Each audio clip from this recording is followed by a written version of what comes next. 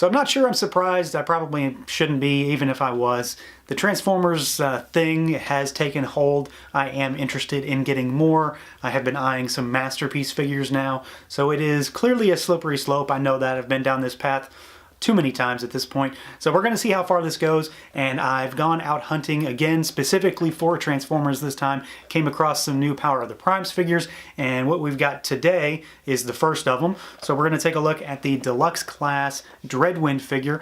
This guy he's a plane. I don't know if he's considered one of the Seekers or not. You know, my knowledge of Transformers doesn't run that deep, but I do know the character name. I recognize it at the very least, so that's something. He's got a cool color scheme. I like the packaging for these guys. I like the artwork that they use for the backer card. I think it looks nice. It's not enough that I save it or anything, but I think it's appealing. It looks nice. It pops on the peg, so that's always good.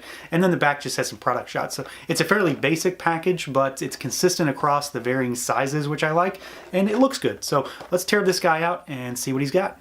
Alright guys, so here's Dreadwind out of the package, and like I said before, I dig this guy's look. I like his color scheme. It actually reminds me of a Transformer that I had when I was a kid. Of course, I'm not going to remember its name now, but it was one of the Seacons. I think it was like a big turtle or something, and it had giant cannons on its back, but it was purple and teal and kind of this gray color. So that might be why I like this design or this paint scheme or color scheme, because most of it's not paint. But he looks pretty cool. I do have a thing for Transformers that become planes, so that's a thing all its own for me. And it's a pretty decent figure too, despite the fact that I really don't know who this is in Transformers lore. Like I said, I recognize the name, but that's about it. He is a Decepticon, as you can see. He's got the emblem down here on one of his wings, or legs in this case, and he does become a combiner part as well. So I think he becomes, as I look through the instructions a bit closer, I think he becomes a leg or an arm. He does have his prime armor here, so it obviously has a hand component to it, so he can become a hand, and I'll get to that shortly.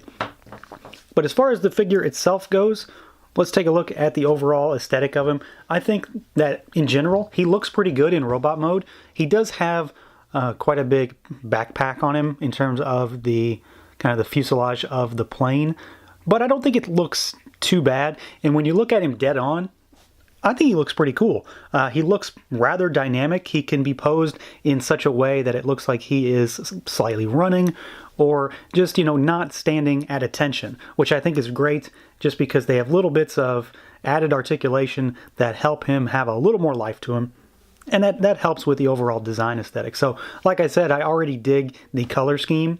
There isn't a lot of paint on this guy. He has some silver touches here and there. Obviously, the Decepticon emblem is painted on there, but he does have a lot of molded purples and then a lot of molded teal or the green, blue, whatever you assume that color to be. I generally say it's teal. And then he's got some red paint on him as well. So not tons of paint, not next to nothing, just kind of fair to middling, really. And then overall, I dig his look. I think he looks really cool, and I pretty much like everything about his robot mode. I think it is pretty nicely done. His legs are a little bulky because of where they put the wings, because they don't really sit flush in any capacity. They just sort of hang there. You can see quite the gap as well. But for me, you know, again, take this from a casual Transformers fan, I think he looks good. So your mileage may vary on that, but I think he looks good. Now, as far as articulation goes, it seems to be pretty standard in terms of what I've gotten used to seeing with these toys. So the head can swivel. It does technically have up and down, but it's almost non-existent. The arms can go all the way out. They can swing back and forth. There is it's not really a cut at the bicep, it's like a peg system, but there is technically a bicep swivel there. We've got a very soft ratchet at the elbow. It's a single joint, but it's like a full 90 degrees, maybe a little bit more. Nothing at the wrist, though. It's all one piece here. Legs can swivel in terms of waist area, so it's like the upper crotch can swivel. Legs can go all the way out. That's pretty far, I think, for a Transformer. And then you can swivel him at the thighs, and he does have a single joint at the knee, which isn't necessarily 90 degrees, but it's pretty good, I think. Not too bad. And there's really nothing below that. I mean, you've obviously got some moving parts, but nothing in terms of legitimate articulation on this guy. So, taking that as a whole, I think he's pretty good in robot mode. He's not blowing my mind or anything, but he's going to stay in robot mode at the same time, mostly because that's just how I like to do Transformers. I don't think I'm alone in that. And we will transform him into his fighter jet now, and let's take a look at how he turns out there. Alright guys, so here he is in his alt mode, and I think he is okay. I'm never going to have him displayed like this. He's always going to be in robot mode, and this thing took quote-unquote 13 easy steps to transform. I feel like they were not all that easy. The more I do these, the more I realize that the instructions provided are almost illegible in most cases. So I'm not sure I did him 100% correctly. Something feels a little off. He just looks a little too bulky to me. There's a lot going on his undercarriage. But he doesn't look terrible. Again, I'm just not going to display him this way, so it's not a huge thing.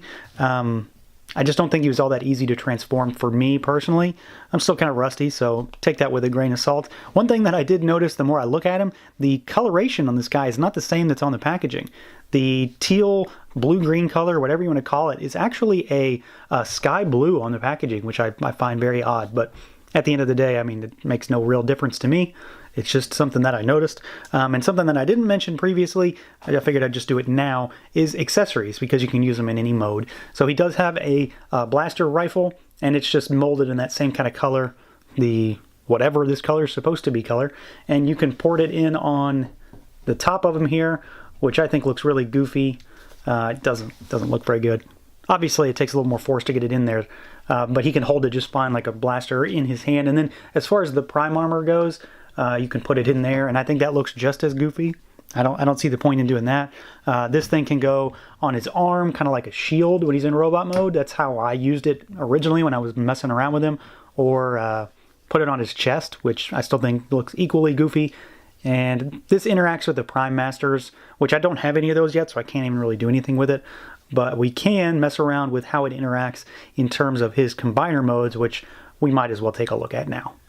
Alright, so here's one of the two combiner modes, and this is the one that doesn't use the prime armor, so it's like the first of the two, and it becomes this really goofy looking leg. So the instructions kind of mention that you can make him into the leg for a 5-piece combiner that utilizes what's available now. So Grimlock in the chest, Slug and Jazz are arms, and Swoop and Dreadwind are legs, which would make for one goofy looking combiner. I don't have Jazz, I have everything else.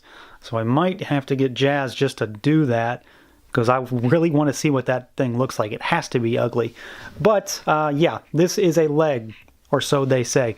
So the other option is an arm, and that actually utilizes the prime armor.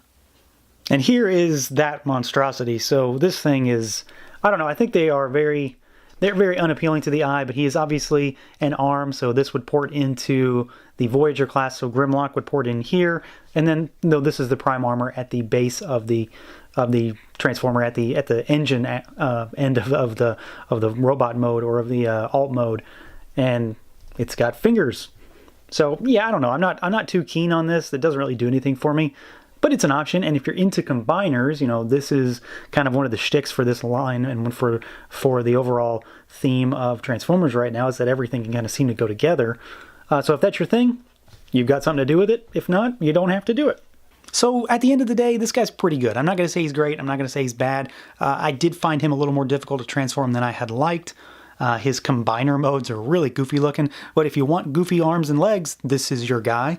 If you want a slightly boxy plain mode, this is your guy. But if you want a cool looking robot mode, this is also your guy. And that's what I'm here for. He's going to stay in his cool looking robot mode for the time being anyway. So that is going to do it for this look at the Power of the Primes Dreadwind figure from Hasbro. Feel free to like, comment, subscribe, and share that whole thing. And until next time, guys.